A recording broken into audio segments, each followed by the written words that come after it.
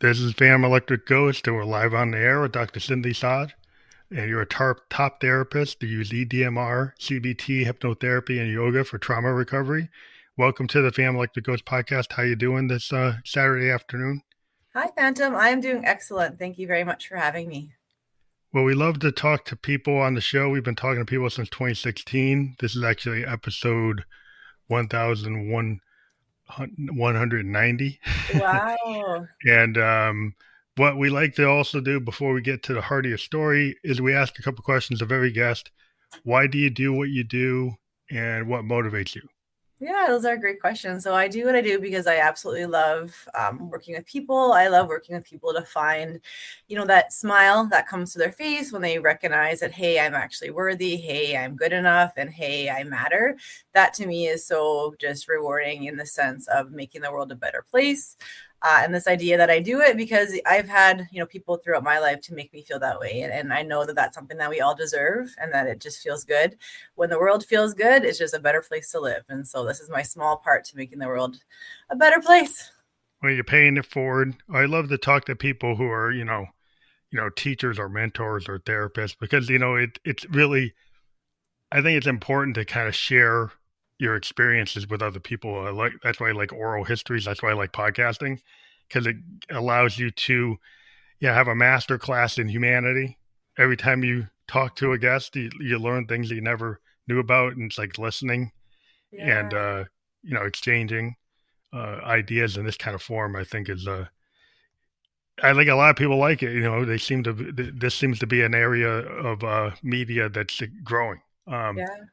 But in terms of a couple of things I wanted to ask you, like what is EMDR for those who don't know? Because we're going to talk about it today, so maybe kind of get Yeah. a baseline.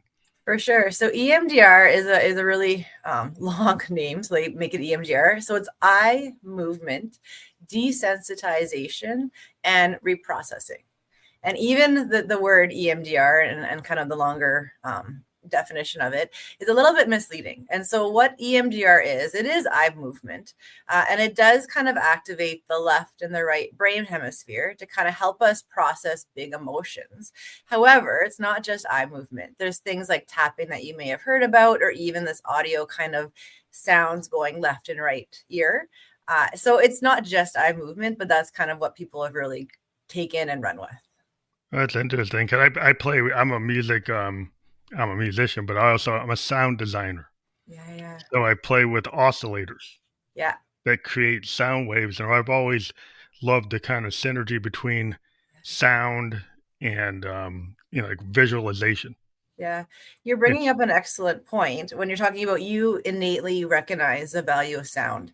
And I think this kind of ties it back to like a little bit of this healing journey is that we have these amazing technologies and mechanisms and processes that help us heal. And so you're mentioning audio and music is very therapeutic. When you get the right music and you get the right kind of tone and pace and going back and forth, it can be very healing. It could also be very activating. So it's kind of like music has the capacity to kind of calm us down or get us really wrapped up and angry and mad, or yeah, it's it can amazing what it trigger. can do.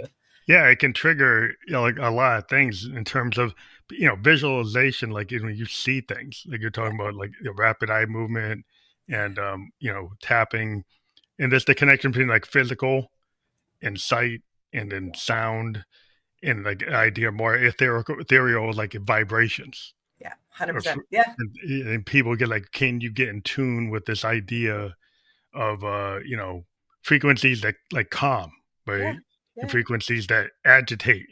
Yeah. Yeah.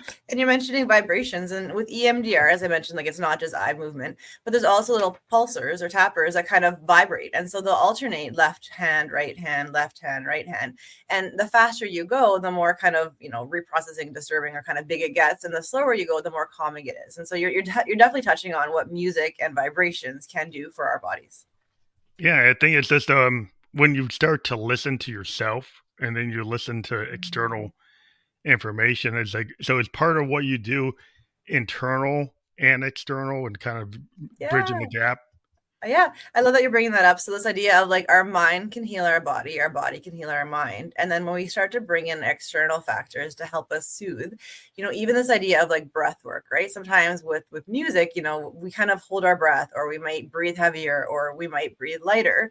That all is connected, and that really does matter for our insides, right? For our calm, for our hyper arousal. That all matters, what we listen to around us and what we're doing to our bodies. So 100%. And then you've also you use yoga, and then Yeah. you use hypnotherapy. So you've got a lot of tools that you're using, and you're crossing different areas. Yeah. Is it Yeah. is it all kind of combination of all those things, or you ease people into certain things, and or like Yeah. it depends on who the individual is? Great question. So definitely when you hear about all these different modalities to healing, you're like, well, what is this person doing? Like, this sounds like it's a little bit eclectic or reckless. Definitely slowing it down a little bit. It's not all at once. However, with that being said, is these are all tools that we could use to help heal. So yoga is, we move with yoga, and within yoga, there's always this idea of balance. And so when you're looking at the brain, when you find balance in our brain between the logical brain and the emotional brain, that's when we're doing our best, right? When we're able to kind of rationally move through life and not have our emotions trigger us to making bad decisions. So bringing it back to yoga, we look to balance the body, which in turn balances the mind. A lot of other things like, this idea of EMDR is bilateral stimulation, which is balance. The other part about, hypnotherapy is people kind of have this misunderstanding that it's this thing that we talk and, people just, out of control do stuff. It's actually not. Hypnotherapy really is this idea of enticing people into like a calm, we use the word trance, but it really is just calm space that you're able to kind of actually logically and with calm emotions process different things. And so it really is this like going back or journey back to our authentic balanced self through different modalities. So whether it's yoga with movement, or whether it's through positive psychology with talk therapy, or whether it's through different ways of tapping, right? There's all these strategies that we can innately do to help us kind of soothe. So a lot of these things are kind of like remapping behavior, Yeah, eh, yeah. because I'm in my day job, I'm an technologist, system analyst, and and I'm a musician, so I kind of I'm in the arts.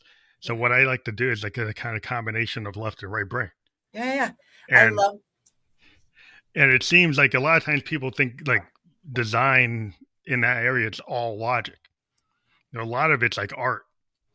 Yeah, There's art and logic, and when you kind of synthesize the both sides, and you're open to like dream state, flow state, in the moment, not being perfect, like musicians, we have this term, like this phrase is like, there's not a bad note, there's an opportunity, yeah, right? So the modal jazz, infusion jazz, kind of embraces that, the idea that if you hit a different note than what was expected, we can actually work with that, yeah, and it doesn't wreck it. It's kind of like the happy accident. yeah, yeah. Phantom, you're bringing up awesome words, and I'm just like, you keep saying all like great things. So remapping, and that's 100% what EMDR and what a lot of even like counseling, like therapeutic modalities do. We remap neural pathways in the brain, and so as you're kind of saying, there's no bad note in the sense that hey, whatever comes up when we're doing this EMDR, whether it is a memory of a time that you felt not good enough, or whether it was a really great memory of feeling good enough, those are all interconnected and they all map to something. And so when you say remapping, you're absolutely right. This idea of there's no bad place that your mind takes you unless it causes you harm. And so when we're kind of reformatting or remapping our brain, is to kind of move away from the things that hurt us and move towards the things that help us. And that can be achieved, as you're mentioning, through kind of getting the right beat, or getting the right tone, or getting the right vibrations, or what's around. You're definitely, it's amazing when artists come together, whether it's through counseling or whether it's through music, to find healing and to find balance. It's pretty cool to hear. Well, I always felt that, I've talked to a lot of therapists, and people talk about art therapy. And I think like when you think about the arts, a lot of times I've talked to a lot of artists, over like 1,000. And it seems like the act of doing the art is very therapeutic. It's like you kind of run through, we find a way to synthesize what's inside, what's outside. And, this idea of the muse, you kind of call it, and we can channel like the vulnerability Yeah. and Yeah. turn it into something beautiful, or put it out in the world. And by processing that, we kind of live through it and find a way to make something that could be negative or sad or painful, or it could be happy, it could be whatever. It's emotional, Yeah. and you turn it into something. And then because then you actually processed it, it's like a looking glass self. You didn't just try to shove it away and say, well, Yeah. suck it up, don't think about it. You actually looked into it and figured out something to kind of understand, like, what did I just go through? Maybe there's a lesson learned. Is that part of like the reprogramming or remapping that you do with your You're practices, on. to have people do that analysis? You are onto it. So this idea of, we don't want to stuff, and you think about this idea of like a metaphor to stuff. And whenever we stuff our feelings, it kind of goes into this big like cave. And you think about a volcano, it comes from like, pressure being stuffed so long and we just blow up. And so with art and with counseling, this idea of like you get it out, you get it off your chest, you get it down on paper. Art is very therapeutic. People find that as like their coping strategies. Their self-care is through art, is through expressing their thoughts and feelings in a healthy, way that doesn't harm anyone, that doesn't, harm themselves, and it creates a beautiful masterpiece. And so when we move through a big feeling, so whether it's trauma, whether it's grief, whether it's pain, sadness, heartbreak, whatever that is, when you get it off of your inside, so when you get it, off your mind or off your chest, as we kind of use as a metaphor, and put it down to paper or put it down to words. That's why journaling is so important. Mm. Words really are just words. Like in the big picture of things, like we've created these words, and words are meaning to us, and so art is meaning to us. And so when you're getting things off your chest and writing them down, very therapeutic. And then you can kind of see beautiful artwork being created, whether it's through grief, whether it's through loss, whether it's through sadness, or whether it's through joy. Expression is definitely a human communication. Also, like, if you think about like your voice, everybody's voice, the voice is an instrument, whether you can play a musician, an instrument or not. Yeah. And a lot of times, if you like voice memo, Yeah. like, even if you don't want to put it down on paper, Yeah. Yeah. listening back to yourself can be very illuminating. Yeah.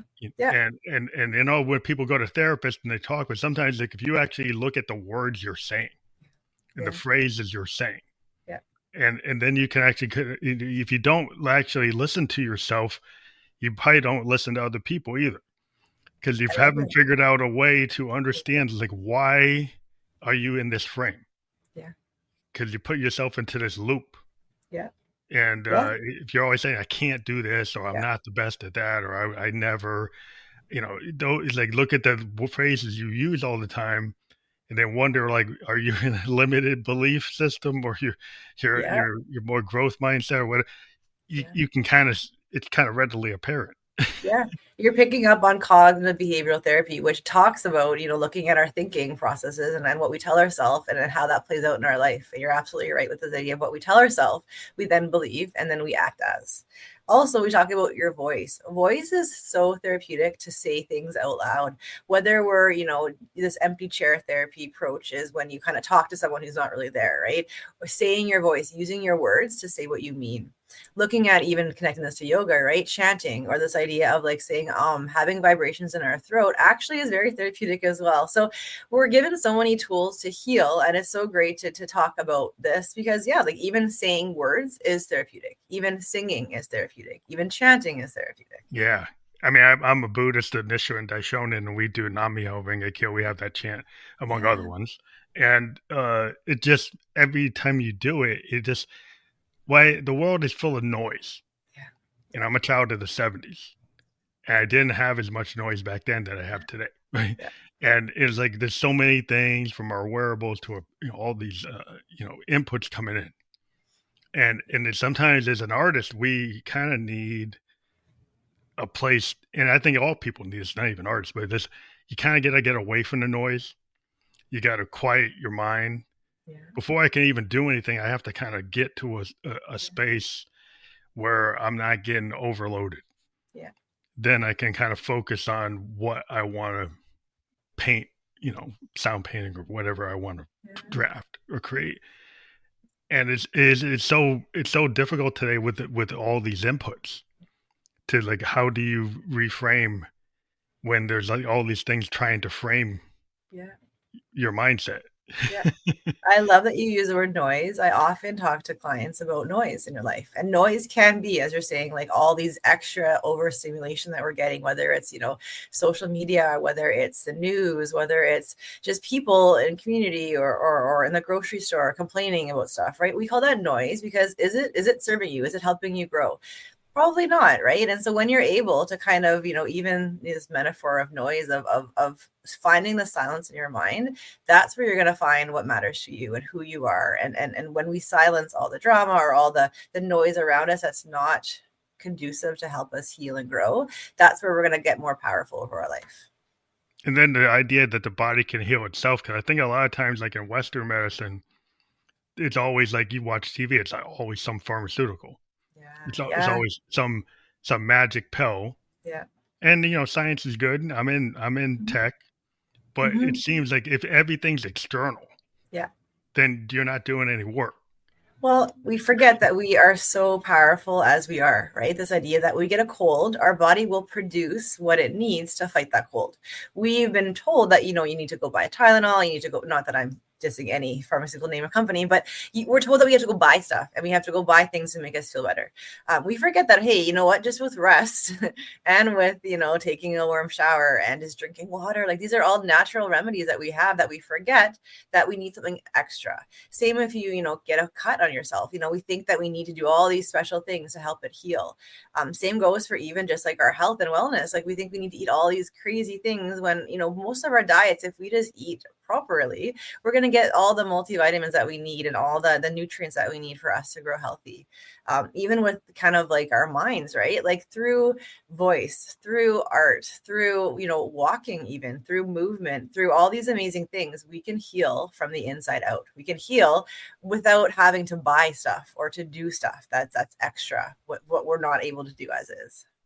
I always found, I live in New Hampshire. We got these tall pines, and there's a lot of great poets. There's a poet that said, nature is the cathedral, Mm-hmm.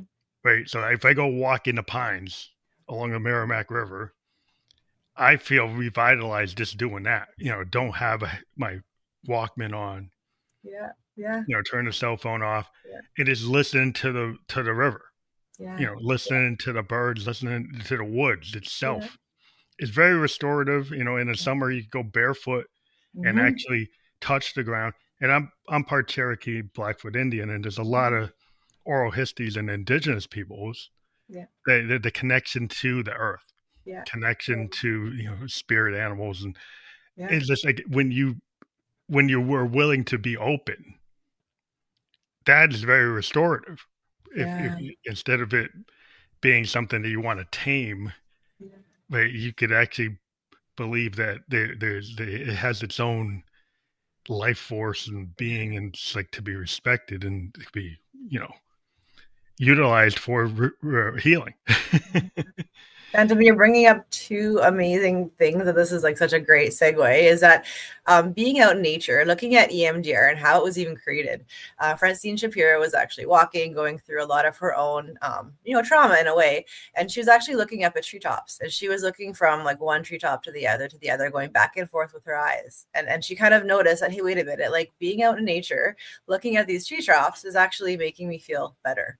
And with all this other research that she produced as a result of this one moment of nature and looking up at trees and moving her eyes, that created a healing theory, that created EMDR. And then, as you mentioned as well, with this idea of walking barefoot, so much research suggests when we actually walk barefoot, that's called grounding. That's a way to actually be mindful in the moment, and having your feet, whether it's on the grass or in the dirt, like that activates parts. Our feet have 200,000 nerve endings. Reflexology is a real thing where we press certain parts of our feet and it helps our body feel good. So when you're grounding, when you're walking barefoot in the forest, it's a great way for your body and your central nervous system to just reset and to just be calm and feel safe. And it's mind-boggling how that is, worth all the therapy, is walking barefoot and looking at the Yeah, trees. it's so amazing when you're out there like hiking and you go find a forest pole and you take a dip. It's just Yeah. I find I cycle, I mountain bike in the woods. So you kind of get deep in the Yeah. woods. You find these forest poles you can kind of bathe in and stuff after when it gets hot and stuff, and just communing with nature in that way. Yeah. Yeah. When you're on a hike or you're out snowshoeing or something, and you just, to me, it's like that is my biggest like way to decompress Yeah. Yeah. from doing the IT work, because like sometimes we get in this corporate mindset, Yeah. and the benefit what they tell you is you got to stay in the cube, right? Yeah. You got to Yeah. put the 10 hours in with Yeah. overtime in. You got to Yeah. be plugged in, answer your boss. He calls you at like 11 at night and say, "Oh, jump on Right. this." It's like that does it doesn't seem like we're built for that. No, The you're so in tune. industry wants us to be built for that, but I don't think we're Yeah. really built for that. Yeah. And going back to like you're so intuitive in the sense that like being out in nature, and then you're bringing up an excellent point around like cycling or just being out in fresh air. Breathing, we forget how valuable breathing is. Breathing is also something that could, bring us very much calm, and it can kind of help us navigate big emotions or big things that happen in life. And we take breath for granted. Being out in nature, taking those fresh, big, deep breaths, that's very therapeutic. That slows us down, and that lets us stay in this like thinking brain, right? We're able to process, have clear thoughts when we have nice fresh air. When you're Mm, stuck in the cubicle and you're kind of just like, answering your phone, doing your tasks, like not paying attention to your breath, you're living in the cube. You're not living your life the best that it can be. And it really will boil down to just breathing, being out in the sun, being out in nature. And yes, I know that, some people are like, well, it's I don't have that luxury. Maybe I don't live by a forest. You can just get outside and breathe, be in the sun. Like it doesn't need to yeah, be fancy. It doesn't need to be, a Bali trip or, some exotic forest. It can be outside. Just get outside and breathe and pay attention to your breath. that was interesting because I lived in Japan, in Tokyo, for 2 years, Wow. and I used to go out for lunch, and you see these little parks and people were doing tai chi. Yeah, yeah. And it was just in the middle of the day, people would go to these little forests. They have these parks all over Tokyo. Some of them are set up for like earthquake evacuation. They have like little temples in them and stuff that were more religious stuff, but they're just all over the place. Yeah. And when you go out, people were in there meditating, doing breathing, tai chi, and it's like, oh, it's like because you'd see a lot of these like salarymen, they would be in Tokyo like all day. They'd stay in these capsule hotels, but then they did that too. Mm-hmm. Mm-hmm. So they found a way to have some balance. Yeah. And Yeah. being an Nichiren Daishonin Buddhist, I was like, oh yeah, I see where they're getting the balance from. Yeah, yeah, yeah. And it's genius. You look at cultures forever have been talking about like forest bathing, or just like as you're bringing up different things, like culture. If you look back on what we've been doing in the world, a lot of it's been immersing in nature, and it's been just slowing life down and finding that balance. It's remarkable when you actually think about, hey, there's actually a value in walking in a forest and hugging a tree. Like it's Yeah, mind-boggling how simple that is. And we think we need more, but that actually is what we need to slow it down. yeah. Don't have Because time, you should make extra time for it. so you have a book, Finding Wellness, and I would imagine it's a lot of the things we already talked about are in there. And you got it up on the screen, and I like to ask is like we're in the path of what's in your book, right? We've been talking about what's there, right? 100%. Yeah, definitely this idea of there's so many strategies. And when we talk about wellness and we talk about like feeling good, people often kind of default to, hey, I go for runs, and, I go to the gym or I do yoga, and we're very like physically driven with like this idea of wellness, thinking about wellness as like this bicycle wheel. And if we're only really pumping up one side of the bicycle wheel with the physical stuff, you forget the emotional, you forget the mental, and you forget the spiritual. And that bike is going to be really clunky as you move forward in life. And that's kind of like what we're seeing a lot is people are really focused on one thing, and they Yeah, forget that, hey, wait a minute, I need to be like, I'm actually emotionally invested in my wellness, and I need to be maybe even spiritual, like whatever that looks like. That might be, going to a place of service, or maybe just being outside in nature, right? So we just need to look at it from the bigger perspective of just one kind of self-care strategy. yeah. There's a lot of pillars, to a Mhm. human being, and Mhm. sometimes people focus on, they're just like, I'm gonna get my mental acuity. They're gonna focus on logic. A lot of times I deal with a lot of guys who are mathematicians, and they're just focused on the logic exercise, brain exercises, but then they're not taking care of their body. They're Yeah, drinking coffee, tons of sugar, yeah, tons of yeah, caffeine, eating a lot of junk food. yeah. and said, well, I'm a real. You focus on one pillar and you're forgetting about your actual.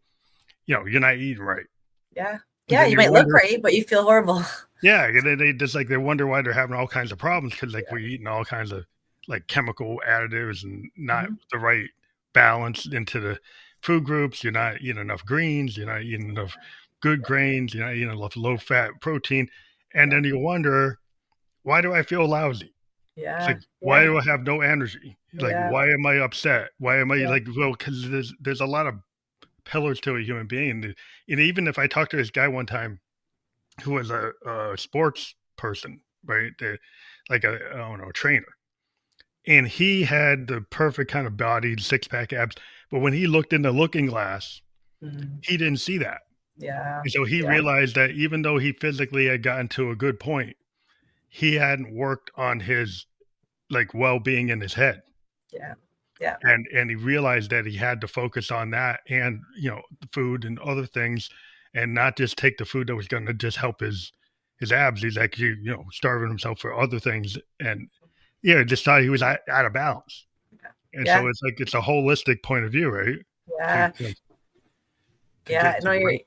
you're touching on so many important points. And then as you're mentioning too, like as a society and going back to the idea of noise, we are a society that compares. We look at others, we kind of see, hey, they have that, I want that too. And we kind of like make this big mental exercise of just like taking stock of what we don't have. And that kind of, once you're saying too, leads to this idea of like, hey, we're not good enough, or hey, we need to do this to be better.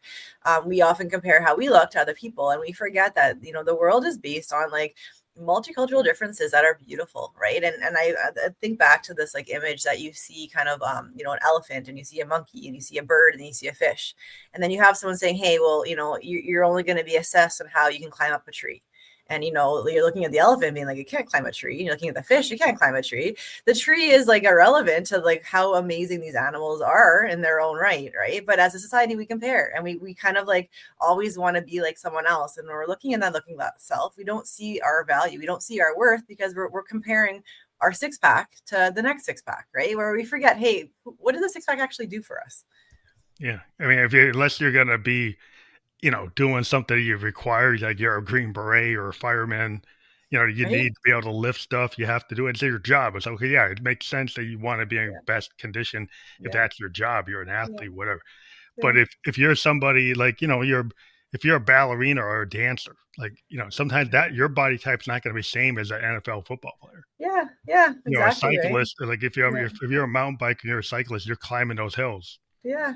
You Well, have and the to have other, different body type for what you're yeah, trying to do compared to the yeah, weightlifter. It's not the yeah. same body. And 100%. And then you think about like what actually matters in life, and this idea of like connection and human beings and family. And then you're looking at, a six pack, maybe, a mom, like a mom would not have a six pack when she's having, carrying a child. And that's way more valuable, like to add life to the planet and Yeah. to find love and to make human beings, than a six pack. And we kind of have this all backwards, where it's like, wait a minute, like let's honor what our bodies are for. And it's not to, wash our laundry on our bellies. Yeah. I think it's a lot of times is that the comparison trap. I always end up working with the younger musicians and they're comparing themselves. Yeah. And I'm saying, well, there's, Taylor Swift's already out there, Yeah. right? Yeah. So Yeah. I would be more interested in your demo that you're scared to show me because it's actually you. Yeah. Yeah. It's Yeah. not you Yeah. trying to channel someone else. Yeah. And I always tell them, it's like, think about Bob Dylan. Bob Dylan showed up and he did something that was like really amazing in the age of voice singers, like singers that have to have really high quality voice Yeah. according to what they felt like. They had Nat King Cole type of singer, Frank Yeah. Sinatra, people who were measured on their vocal capacity to come in there and not have the range Yeah. and to not have the typical voice that was radio ready Yeah. voice, Yeah. but to actually be a writer Yeah. and to Yeah. tell stories. Yeah. And it's like he was measured on his ability to write and tell a story and convey things that hadn't been conveyed in the form. Yeah.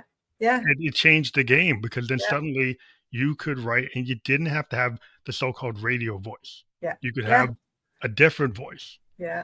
Yeah. and it still had value. Yeah.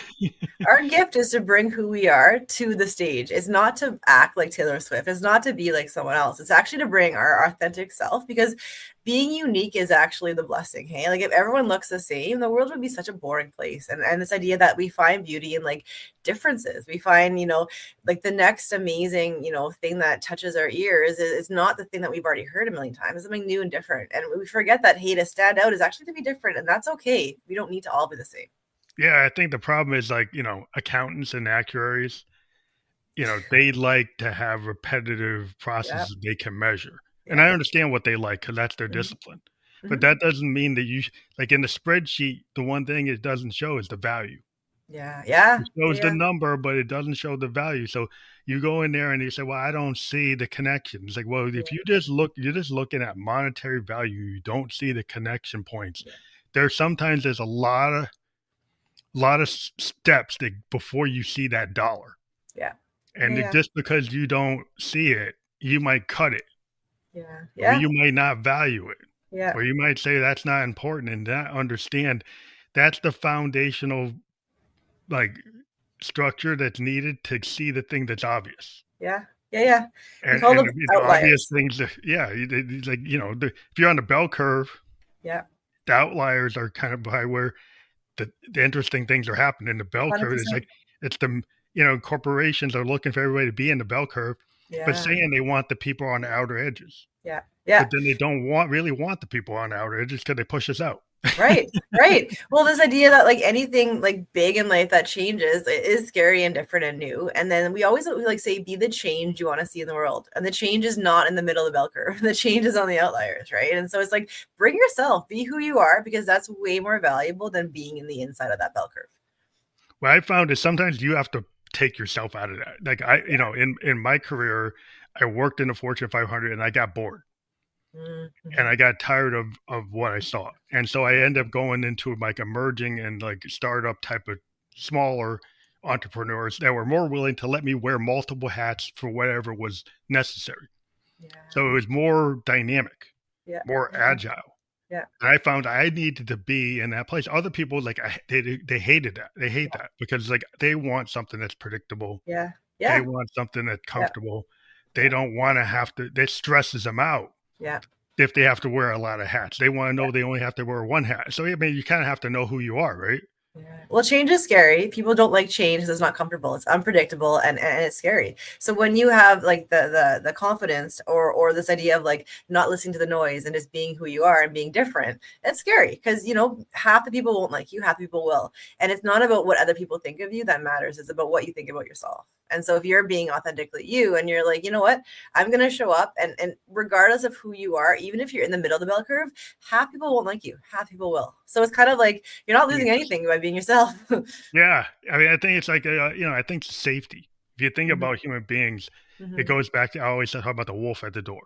mm, Like, so, mhm. so if you were in the clan, you have a better shot against, Yeah, that wolf at the door. yeah. And if you're by yourself in the woods, it's going to get you. Like if you're with a bunch of people Mhm, mhm. in your group, in your tribe, you Yeah, can yeah, probably stand off against the saber tooth and the wolf.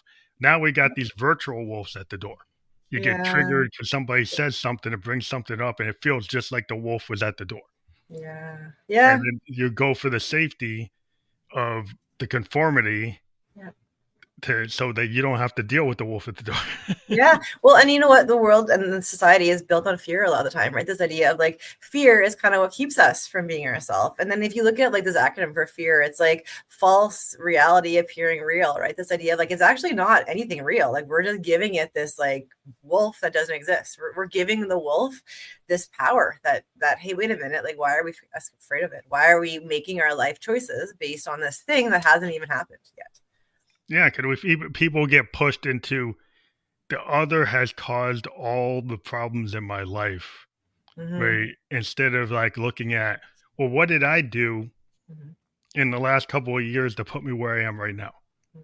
It's Mm-hmm. easier to say this other Joe Schmo over here Mm-hmm. is the one that did it Yeah, because yeah, he likes red shirts or yeah, he likes yeah, black, and because he likes that, yeah, that wrecked my life. yeah, yeah, Really?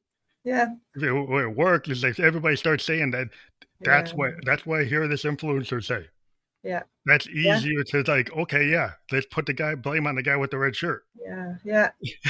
We call that scapegoating, right? We forget to look at ourselves, where it's like, you know what, looking at the circle of control, what we actually have control over is our thoughts, our actions, our behaviors. When it comes to us saying, well, it's someone else's fault that we didn't do something, we actually don't acknowledge our power and our control. There's no one out there who can make you do anything. You do it yourself. And that's kind of a really great message to think about, is that like whatever choices we make, we're choosing. And if they're choices that we want to feel good about, or that we want to kind of, have as our choices, then do those choices, right? Because you're the only one responsible for your behavior. Is that the idea of positive psychology, or is that just part of it? Positive psychology brings up the fact that we're all probably pretty good humans inside, right? Like we all have these amazing gifts and tools and strategies to navigate our life, that we don't need, kind of that external validation to be who we are. Positive psychology brings up, hey, we're all either good at math, or maybe we're good at science, or maybe we're good at people skills, or maybe we're good at animals, or maybe we're good at sports. Like we all have something that we're good at. And that's this idea of like positive psychology is to lean into what you're good at, and to lean in what you love. And if you're like, well, I'm not really good at anything, I don't love anything, then it's about exploring that, right? Because there's something out there that really does fill your bucket and make you love life. And it could be something that you haven't explored yet. And so maybe you like gardening, or maybe you like basketball, or maybe you like cross stitch, or maybe you like collaging, like whatever it is, finding something that actually makes you feel good. And that's kind of the gist to finding like a meaningful life, and to kind of find a little bit of who you are, and to feel good in this life, right? Because going back to this analogy of like, elephants and birds and fish and monkeys, like we're all different, and we all have our amazing own tools and life path that doesn't all look like climbing the tree. Hmm. It seems like when we're children, like there's a point in time where like you're willing to learn how to ride that bike, and if you fall off and scrap your knee, it doesn't matter. You Yeah. learn to jump on a skateboard, Yeah. and the way anybody thinks, like you want to learn how to do it. So if you're falling Yeah. down all day, it doesn't matter. Yeah. But there's a point where the childlike curiosity or willingness to do that seems to go away. Yeah. Yeah. We get And too serious. We get too, yeah, like, we take ourselves way too seriously, where it's like, wait a minute, like have fun, like be who you are. and I wondered, like what I found with a lot of creative people, they still have that childlike curiosity. They didn't let it go. Yeah. They found a way to keep it. Yeah. And it's like, is it hard to, when you're dealing with people through therapy, to get people to recognize the permission structure to go back to that, Yeah. or to open up to that? Yeah, there's a lot of different like theories that kind of look at whether it's like our life story about ourselves, or whether it's parts of us that we've kind of put away and we don't bring out because they were hurt at some earlier time in our life. So yeah, bringing it back to kind of who we are authentically does take a little bit of curiosity, and does take a little bit of like humility, or even this idea of like vulnerability, of exploring like, hey, wait a minute, I actually like skateboarding and I haven't done it, and I'm like 40 years old. It's like, what happened there, right? So it's going back to kind of who we authentically are, and it is about playing in that childhood, and playing in that like joy, right? We think that as adults we can't laugh and have joy. We need to always be serious, right? Careers are serious business. They can be fun. That's the whole point, is we're here one time. No one knows anything better than us about our own life, so lean into that. Yeah, when you have like an environment, like if a lot of times I go to work and we have the whiteboard session, in an environment I'm in, everybody's throwing something on the board. Yeah. Everybody's Yeah. taking that post-it note and putting it on the board. I've been in other environments where there's only one or two people and there's 10 people in a room that do that. Yeah. Yeah. And the boss thought it was okay. Just like the teacher, when you're in a math class and there's only two kids there getting algebra, Yeah. right? Versus if you're in a class where the math teacher actually gets everybody getting it, Yeah. Yeah. right? So it's like the question is, all in the class where nobody gets it, is it the kid that's not understanding, or is it the teacher that doesn't know how to relay the information? Yeah, and it probably is never that simple of either or, right? The child might be thinking of what they actually love, and it might not be related to math at all. Or this idea of, yeah, this child might be bored because it's too easy. Or the teacher might, yeah, have been speaking Latin and the class is in English, right? So there's so many factors that are involved. And yeah, we should celebrate our own unique differences. And when you're saying people putting stuff up on the board, people are scared to put their stuff up on the board because they don't think it's good enough. It is good enough. Yeah, that's the thing. When you have management or people who, and even in your partnerships or your life, Mhm. if you have a connection with somebody and they allow you to be you, like you actually can say stuff, and the reason you talk to them, It's because you can kind of vent and they listen to you and they vent to you. And it's like, wow, we're having a real conversation. It's not just one way. Yeah. Yeah. Then you feel like, oh, wow, I'm being listened to. Yeah. So connection is huge. Connection is what we strive as human beings. We want to feel connected to others, and we want to feel connected to our purpose, connected to, we celebrate success with others because we love and strive for connection. So you're right. This idea, when we have that meaningful connection with someone else, it's phenomenal. And that's where oral, discussion to me, like the oral histories. Yeah. You think a lot of Native Americans, like it's those oral stories are, handed down generation after generation. Yeah. That people really get to understand who they are. Yeah. Right? They understand what their family is, what their culture is, what their history is. Yeah. And then to have that conversation, then there's meaning in life if you know that story. Yeah. So it's kind of like you segued. Finding Your Purpose, a guidebook to a more meaningful life. There's kind of two. They go together. But I love that we're bringing this topic up because this is exactly kind of what needs to be talked about, hey? This idea of finding meaning, finding purpose, finding your wellness, finding your best version of you. That's awesome. So you guys, you hit both sides with the two books. You hit both sides. You're fantastic at this. Thanks, Phantom. Well, just being a writer, like the one thing is when you're a writer, you get to be a better writer when you kind of go out Jack Kerouac and you explore the world. Yeah. And if you, since 2020 with the COVID, and like I explore the world by talking to as many people as I can. Yeah, I love that. And the human experience, is like a master class in humanity. Like every time you get somebody else's point of view, and you're willing to actually listen to it, and not challenge it, and actually, listen and say like, well, maybe you agree, but don't disagree before you hear the whole story. Yeah. Right. Yeah. Give the chance for the story to be heard. Yeah. Don't cut it off. Well, if we could take this humility and learn from everyone that we meet something, like everyone has something to share with us and we could learn from.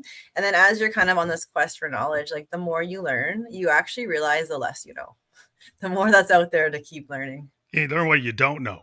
And I think that's the thing is like, if you've got the humility to realize what you don't know, and that you're not the know-it-all, that you're not the one that's like, cutting people off because I already know that. Yeah. Then it's like, to me, it's like, I don't stop like trying to, be involved in things until I'm not able to be involved. Yeah. Like something stop is like, and even then I'll try to find out what's the best way to still connect. It's like, you're always, you keep on playing like a jazz musician. We don't think that we can't play because we're 60 years old because it's a youth game. We keep on playing because we love playing until we can't do it. Yeah. It's like, so the idea that there's an expiration date on what you love based on your age or based on this or based on that, you gotta challenge that. Yeah. Well, they always say you only get better with age, right? So it's kind of like anyone, like any artist is only going to get better with age. And especially with jazz, like you look at like the people who've been playing for longer, like they're the ones that you just really know come from a soul place, come from a place of being authentic. It's who they actually are. Could you do it because you love it, not because you're trying to hit this? Like the problem I think a lot of times with people, when they give up, they were trying to hit something and they didn't really understand what they were in. Mm-hmm. Because if you're a writer and you don't get the bestseller and then you stop writing, well, you're not a writer. Yeah. The writer's going to keep on writing. Yeah. For sure. But I want to thank you for being here because I know you said we had, at the top of the hour, we might want to have to do something, but you do have guidebookconsulting.ca. Yeah. Is that how people connect with you to get to your all? Yeah. So that's I'm a private counselor, so therapist, EMDR certified, hypnotherapy, CBT, a lot of great modalities. And that's also kind of if you're ever looking for a guest speaker, or if you ever want to connect for a podcast or a workshop. It's also how you can find links to the book. The book is actually, both books are available on Amazon, Barnes and Noble. Awesome. They're kind of everywhere if you look for them. But yeah, and would love to hear from anyone. So feel free to check out the website and send an email if you have any questions. I'd love to continue this discussion. I love meeting people. I love talking to people about anything. And this idea of, you're worth it. So please reach out. I want to let everybody know that guidebookconsulting.ca, that link is fully clickable.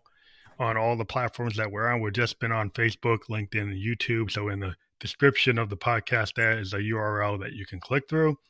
And those platforms are out there in the world right now. And we will be on all the other platforms where you can listen to or watch a podcast by later tomorrow. That includes like Apple and Spotify video podcast, iHeartRadio, Amazon, many, many more. We'll create a landing page so you can share that with your audience, and people are going to pick whatever platform they like. They don't have to, go to any one platform. I want to thank you for being a guest on the Family Electric Ghost podcast this afternoon. Andrew, thank you so much for having me. It's been an awesome pleasure to get to know you, get to talk to you, and hopefully, we'll talk again in the future. Yeah, every time we have authors come on when they have new books all the time. So anytime you have a new release you want to talk about, new programs or services you want to talk about, let us know. And thank you very much for being on the show. Have a great day. Happy Saturday. Thank you. Bye. Bye.